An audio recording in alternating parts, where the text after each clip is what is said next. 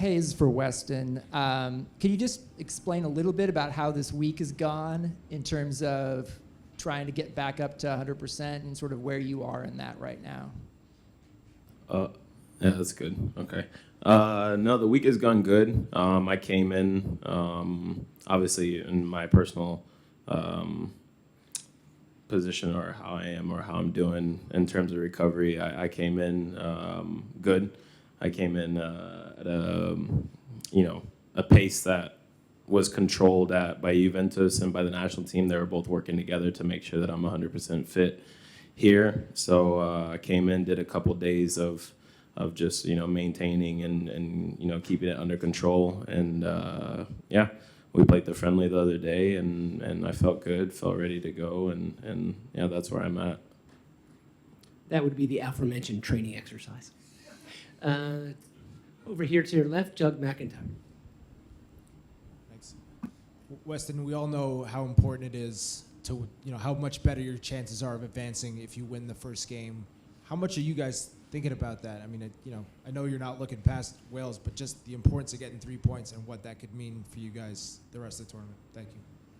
No, we definitely, as a team and as a group, we always want to just focus game by game. So, of course, Wales being the first one, there's no way that we're going to look past them or devalue them or anything, because we know that they're a strong team. We know that it's going to be a hard game. But we definitely want to win the first game. We want to come out with 3 points.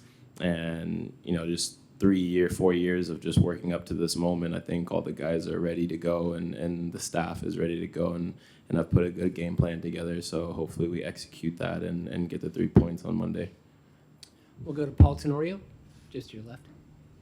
Oh, one behind. Thank you. This is for Sergiño. Similar to the question to Weston, just kind of how has this week gone for you? How do you feel fitness-wise and form-wise going into the opener? Thank you. I'm feeling good, Of course, after the last game, I had a little bit of, fatigue. And right now it's going well. I'm ready to play and, with the team, we're really hyped for the game. We're all really concentrated, and the game against Wales is really important. So, yeah, we're gonna give everything out there on the pitch. Thank you. Right behind you, Paul. You can just go back to Martin. Great, thank you. Hi there, Weston. Obviously, it's a little bit unusual for a World Cup team not to have named its captain officially by this point, but do you like the fact that the coach has kind of involved you guys in the process and entrusted you to have a role in making that decision? Yeah, definitely. I think, this team, we're such a group, such a good chemistry. I think we've talked about it before. Every single player on this team has a responsibility. Every player on this team can hold each other accountable. There's not one person that you think about whenever you have a question, or that like, okay, maybe should I do this or should I do that? Like, you can go to anyone on this team. So in our minds, everyone can be a leader at any given point and when they're called upon. So obviously, none of us knowing who the captain is okay with us. Like, we're not a group of guys that is like, oh, I want to be captain. Oh, I want to be captain. Like, it's like whoever has it has it. The mission is still the same. The goal is still the same. And we just need all 26 players, no matter their role, to be on the same page and have the same goal at the end of the day, which is to compete and win games. Stephen Goff, to your left. Wes, I was wondering if you could comment on the number of African American players on this team. The numbers have been growing over the years. What that means for the program in general, and for the reaching a wider audience, a wider player pool, to have those kinds of numbers here now. I don't really feel comfortable answering that. No, I'm just kidding. I'm kidding. Lighten the mood a little bit. No, I mean, I think it's amazing. It's not a secret that in America, African Americans lean towards basketball, lean towards American football, lean towards baseball, lean towards other sports. And just, as a kid and growing up with other kids in my neighborhood, you rarely saw any African American, kids playing soccer. And so now just to be able to, do what we love and at the same time have an impact on the game in America for African Americans, it's amazing because now they can look at it and say, you know what, that can be me also. Like, I don't just have to, make it in basketball or have to make it in American football or make it in these other sports. Like, there's also another way out of any situation that people may be in, or just there's another sport that we can fall in love with.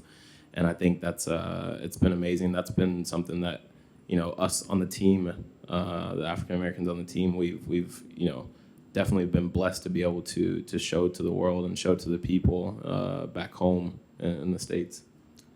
We should also point out there's diversity in the staff as well, in the medical staff and in the performance staff, African American, Indian American, Asian American, and others.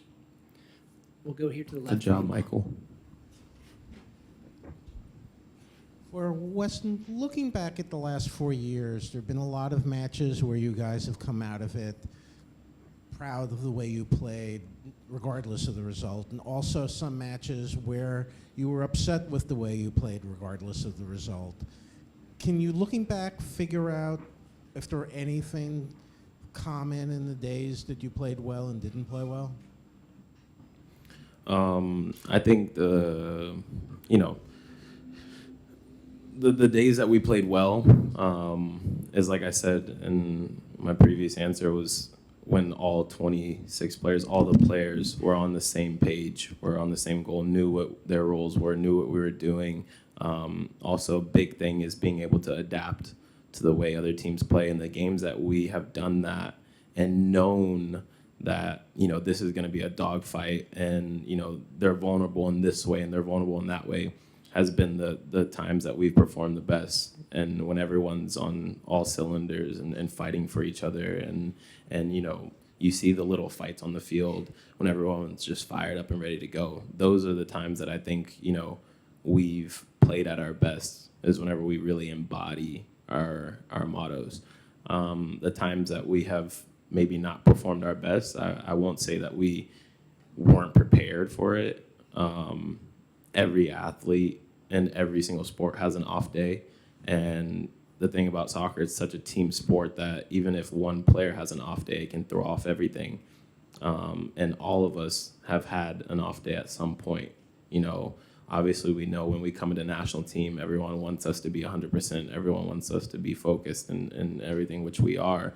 But at the same time, we're humans and we can have faults as well. So I think those are the times whenever we haven't, gotten the results maybe we want and, haven't been at our full potential. Sam, just right in the middle there, second row.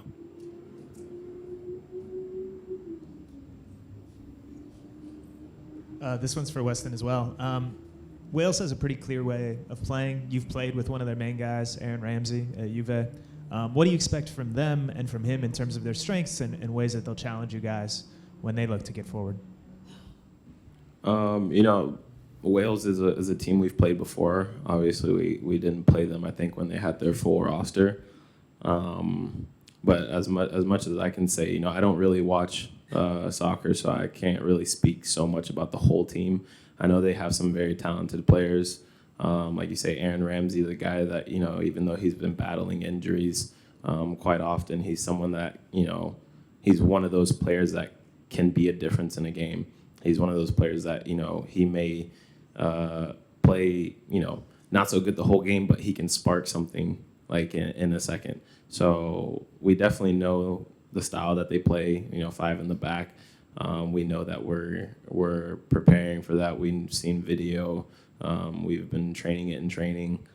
And so, yeah, I think we're pretty prepared for them. I think we know that they're going to be hungry just like we are. But at the end of the day, it comes down to inches and comes down to the fight in the group all together. And for me, I think we're ready for it. Sergiño, I had another question for you as well. I don't think that you've gotten a chance to respond to some public criticism you got from Rafael van der Vaart back in the Netherlands, who spoke recently about how you maybe think you're a little bit better than you are and that you should know your limits and these sorts of things. And I just wondered if you had taken note of that, if that's maybe fuel for you at this tournament, and kind of how that fits into your bigger approach to maybe grabbing the spotlight the best that you can this month. I'm just gonna be honest. I'm never following these things. You know, I'm just focusing on myself. I know my abilities, you know, of course, I know I need to improve. I need to learn some more things. And I had a situation that I had to adapt as well. But like, whenever somebody is talking about me, like, I'm not getting it, you know, so I don't get the information, so I actually don't know what he said. But I'm just focusing and, you know, try to play my game and try to improve every day. So that's it.